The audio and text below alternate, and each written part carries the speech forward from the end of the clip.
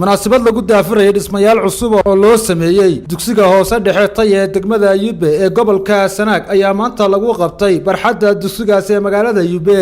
dugsigan oo ay hirgelintiisa iska kaashadeen qurba joogta deegaanka Yube iyo dadka gudahaba ayaa waxa munaasabadii daafurka dugsigaasi ka soo qayb galay madax dhaqameed, waalidiin, haween, maamulka dugsiga iyo marti sharaf tiro badan. waxaana ugu horeyn halkaasi ka hadlay xubno tiro badan oo ay ka mid yihiin maamulaha dugsiga Tayo iyo injineer Saciid Axmed Maxamed oo isagu wakiil ka ahaa hirgelinta dhismaha dugsigan.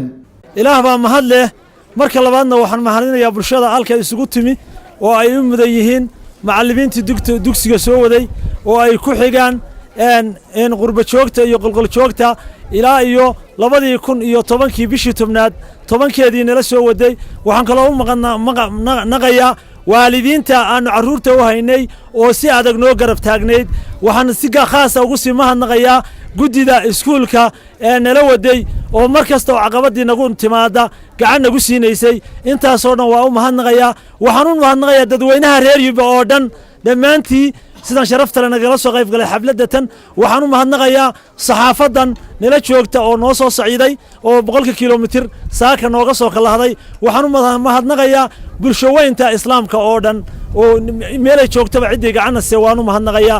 cidii aan gacanna siin oo dhismahan iskuulka naga siina waxaanu leenahay haddaad gacanta markii hore dib nooga laabanayseen haddan waana aragtaa Tayo way tallaabsatay gacantana siiya. waxaan kaloo ku sii darayaa insha Allah tacaala bulshada reer Yube dhamaanteed waxbarashada in kor loo qaado oo waliba labada dugsi hoose dhexe iyo secondary-ga hadda inoo shaqeeya saddexdaba reer Yube hareeraha iska taagaan oo ay noqoto barbarkay ka baxdaa waa bakayla galeen. anigoo ah gudoomiyaha guddiga tacliinta sare ee gobolka Sanaag. iskuulkan aad iyo aad baa wasaaraddu uga warqabtaa sida quruxda badan ee loo soo agaasimayna aad iyo aad baan ula dhacsannahay. iskuulka xilligii la aasaasay haddaan in yar introduction ka iraado 2010 Oktoobar baa la aasaasay. tirada ardayda lagu aasaasay waxay ahaayeen 20 arday. maanta tirada dhigatana waxa weeye iskuulka 190 arday. iskuulku ahdaafta waxyaabaha uu ku guuleystay waxaa ka mid ah inuu noqday sanadka iskuulkii ugu sarreeyay magaalada Yube buu noqday, kaalinta koowaad buu ka galay. sidaa la ajligeed waxaa laga dhabeeyay in uu noqday magacii uu la baxay oo ahaa iskuulka Tayo. tayadii waxbarashada aad iyo aad baa halkaa looga helay. sidoo kale iskuulku wuxuu helay uu ku guuleystay dhismaha maanta arkaysaan ee quruxda badan iyada oo bulshada oo isku duuban ay u dadaashay. sidoo kale iskuulka insha Allah tacaala waxyaabaha aan rajaynayno inuu sanadaha soo socda uu helo waxaa ka mid ah in dhismaha loo sii ballaariyo in insha Allah tacaala ilaa secondary la gaarsiiyo. sidaa la ajligeed aad iyo aad baan u hambalyeynaa dhammaan maamulka iskuulka, macallimiinta, waalidiinta iyo ardaydaba. waxaanu u rajaynaynaa inay dadaalkaasi laabaan. 14 sano ka hor bay ahayd markaan halkan dugsiga hoose dhexe Yube ka baxay. maanta in iskuulkii labaad oo dugsi hoose dhexe ah dhismahan quruxda badan aynu xariga uga jaraynaa farxad weyn bay tahay. waxay taasi tusinaysaa in magaaladu sameynayso horumar badan oo dhinaca waxbarashada.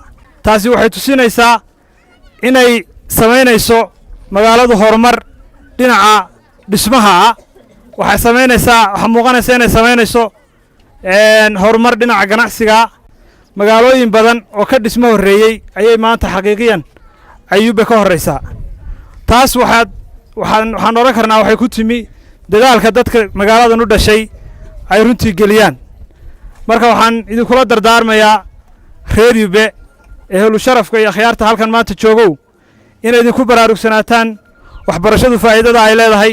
caruurtiina iskuulka keentaan qarashka iyo maxaan ku raadaay waxyaabaha iskuulka ee laga qaadayo ardaygaaga lagu tarbiyeynayo wax lagu barayo aydin bixisaan oo jeebka gacanta gelisaan.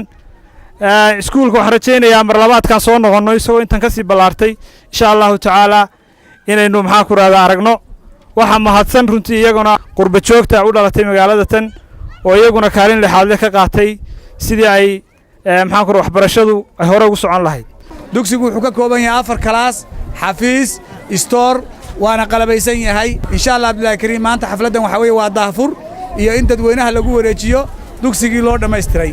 waxaan aad u mahadnaqaynaa Ilaahay baa mahad iska leh dadweynaha qurba joogta ah oo gacan laxaad ka qaatay dhaqaalaha ku baxay dugsiga waxaan kaloo aad ugu mahadnaqaynaa dadka dalka jooga oo uu mudan yahay suldaanka Axmed Bashiir oo lacag badan u soo ururiyay insha Allah billahi kariim waxa weeye dugsigii waan wareejinaynaa dadweynaha caruurta u dhigato waxaan ka codsanaynaa inay ka warhayaan macallimiinta iyo ardayda iyo dugsiga waxaa iyaguna dhinacooda munaasabadaasi ka hadlay madax dhaqameed waayeel haween iyo waxgarad tiro badan oo ka soo jeeda deegaanka degmada Yube kuwaasoo soo dhaweeyay dugsigan cusub ee laga hirgeliyay degmada Yube anigu afka waalidiinta ku hadlaaya runtii waxa meesha lagu hayaa waxbarasho weeye iskuulkan waa iskuul labaad oo soo kordhay kuwa kalena waynu rajaynaynaa magaalo weyn bay noqotay waxa weeye in dadku ay waxbarashada u dadaalaan baan ku buurinayaa dadweynaha qoladan shaqada inoo qabatay iyagana waxa aan leeyahay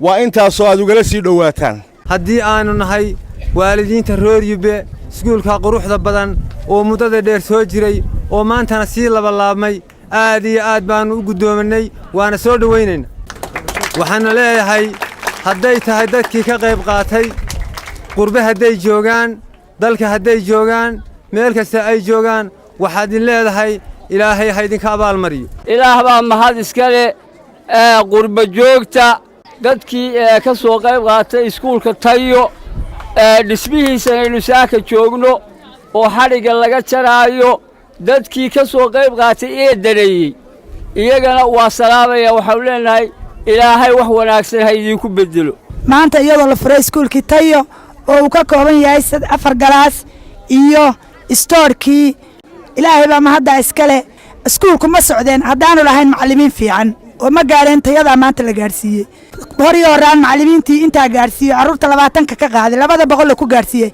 aad iyo aad ayaan ugu mahadnaqaynaa waxaanu kale ugu mahadnaqaynaa qurba joogta ku hamiday dalka horumarkiisa iyo waxbarashadiisa soo gaarsiisay inay dadka wax barto oo carruurahoodu wax bartaan oo maanta keenay iskuulka aad aragteen oo lagu dhiganayo oo intaas halqay isugu timi oo aan ugu mahadnaqayno iyagana waa ugu dacayneen abaalmarin fiican ilaahay ka sii aakhiro ayaanu leenahay waayo ragaa yiri waxa weeye maxay tahay iskuulkan aad iyo aad u qiimo badan oo ka kooban 4 galaas xafiiska iyo stoorka aad iyo aad baan waxaan uga mahadnaqaynaa dadkii noo soo dhisay annaguna aad iyo aad baan ugu shukriyeynaa waanu gudoominay gabagabadiina halkaasi waxaa xariga laga jaray dhismayaashan cusub ee loo sameeyay dugsiga hoose dhexe ee Tayo degmada Yube Yuusuf Cabdi Xasan Cadde telefishinka caalamiga Universal degmada Yube